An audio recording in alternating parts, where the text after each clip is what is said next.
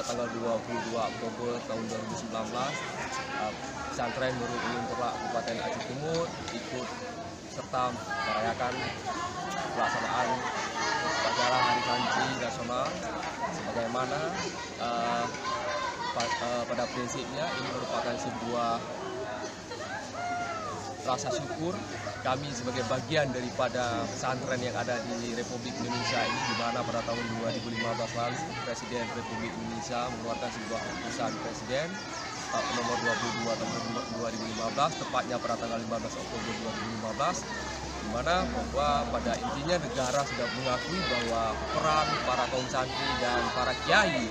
serta ulama yang ada di seluruh pelosok Nusantara memainkan perannya berjasa dalam rangka mengusir penjajah, membangun republik ini, dan diperkuat lagi tepatnya pada tanggal 24 September 2019 negara juga kembali sudah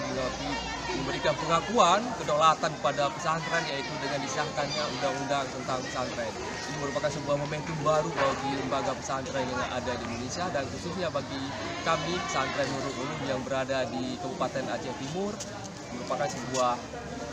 awal baru bagi para santri untuk terus berbenah diri, meningkatkan kompetensi diri, dan pesantren juga meningkatkan kapasitas lembaga dalam rangka mengarungi, memberikan sebuah